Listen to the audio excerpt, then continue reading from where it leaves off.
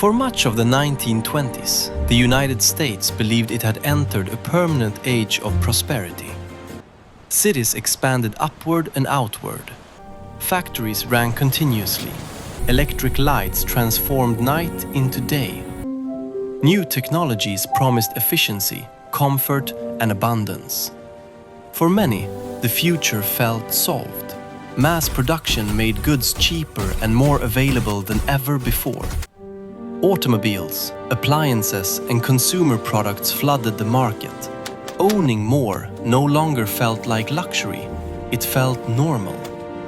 Banks encouraged saving, but they also encouraged borrowing. Credit became part of everyday life. Yet beneath the glow of progress, the foundations of the system were quietly becoming uneven. Part 2. Speculation and imbalance. As confidence grew, investing spread beyond professionals. Factory workers, shopkeepers, and clerks began buying stocks. Not because they understood the companies, but because prices kept rising. Many invested using borrowed money. This practice amplified gains, but also risk. Meanwhile, production continued to rise faster than wages. Factories produced more goods than people could afford to buy. Farmers struggled with falling prices and growing debt, even as cities appeared wealthy. Economic growth became concentrated. Wealth accumulated at the top, while stability weakened below. Warnings emerged from economists and analysts, but optimism drowned them out. The system looked strong. In reality, it was stretched thin. Part 3. The crash. In late 1929, confidence cracked. Stock prices began to fall. Selling accelerated. Fear spread faster than facts. On Black Tuesday, panic overwhelmed the market. Investors rushed to sell. Buyers vanished.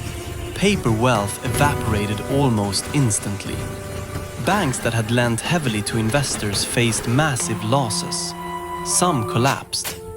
Credit froze. Loans stopped. Trust disappeared.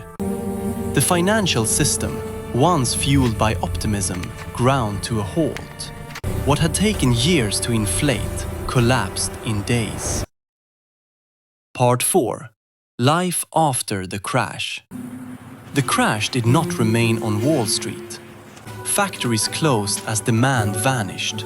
Millions lost their jobs. Families drained their savings trying to survive. When savings ran out, homes were lost. Bread lines stretched through city streets. Shanty towns formed on the outskirts of major cities. In rural areas, farmers faced foreclosure and drought. Entire communities were displaced. Children left school to help their families survive. The depression was no longer an economic event. It was a daily reality, and it was spreading. Part 5. Government response and the New Deal. At first, leaders hesitated. The belief that markets would correct themselves proved dangerously wrong. Gradually, the role of government changed. Banks were temporarily closed, then inspected, reorganized and reopened. Public confidence was restored, not through optimism, but through structure. Large-scale jobs programs were introduced. Roads, bridges, parks and public buildings reshaped cities. Young people were put to work conserving land and resources. Farmers received support to stabilize production. The goal was no longer rapid growth. It was survival and stability. Part 6. Recovery and culture. Recovery was slow and uneven. Some factories reopened, others never did. People spent cautiously, repairing what they owned instead of buying new. Culture reflected hardship. Films, music and radio became sources of comfort and connection. Radio in particular united the nation. A shared voice reached millions of homes. Speculation gave way to restraint. The economy became more controlled. The excesses of the 1920s were no longer trusted. Part 7. Global impact. The Depression did not stop at America's borders. International trade collapsed as countries pulled inward. Factories shut down worldwide. Currencies destabilized. Unemployment spread across continents. Colonial economies dependent on exports suffered severely. As economic pain intensified, political tensions rose.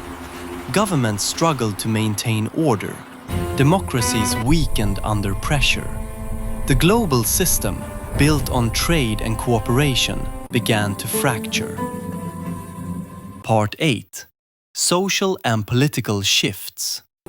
Economic desperation reshaped societies.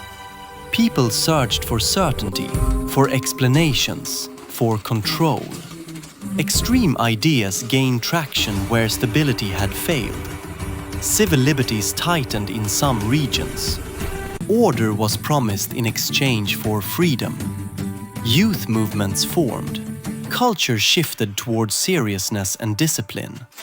Different nations chose different paths, but all were responding to the same force: economic collapse. Part 9. Toward global conflict. As civilian economies struggled, military production expanded. Factories reopened, not for consumers, but for conflict. Employment surged as industries mobilized. Governments coordinated resources on an unprecedented scale.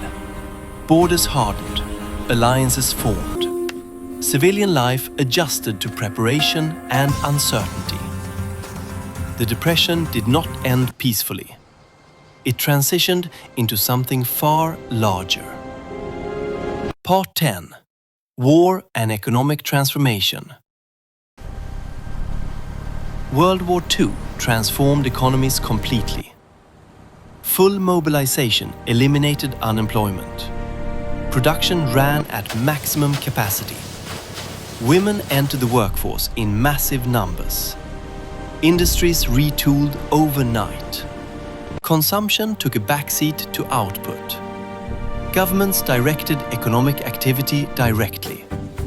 Money flowed again, not through speculation, but through structured demand. By the war's end, the Depression was over, but the cost was immense. Part 11. Post-war boom. After the war, the world rebuilt. Factories returned to civilian production. Pent-up demand exploded. Housing expanded rapidly. Suburbs grew. The middle class expanded. Living standards improved. New financial safeguards were put in place. The goal was prevention, not reaction. Economic growth returned, but under new rules. Part 12. Long-term lessons. The Great Depression permanently changed economic thinking. Markets were no longer left entirely alone. Banks were regulated. Safety nets were built to protect citizens. Governments accepted responsibility during crises. The focus shifted from speed to resilience. Crises still occurred, but systems became stronger. Memory became a form of protection. Part 13.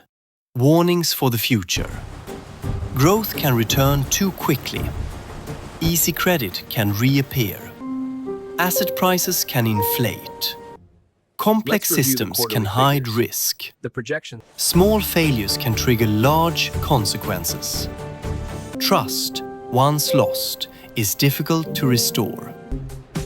Preparation matters. Early warnings matter. History does not repeat exactly, but it rhymes. Part 14. System design. The Depression was never about individual failure. It was about system design. Balanced growth, clear rules, Transparency. Diverse economies proved more resilient. Cooperation proved stronger than isolation. Stability required constant maintenance. Economic systems had to learn or collapse again. Part 15. Final takeaways. The Great Depression was not an accident. It was the result of unchecked imbalance. Recovery came not from optimism, but from understanding. The past shaped the present, and it still shapes the future. Crises will return, but prepared systems endure. History's greatest lesson is simple. Systems that learn are the ones that survive.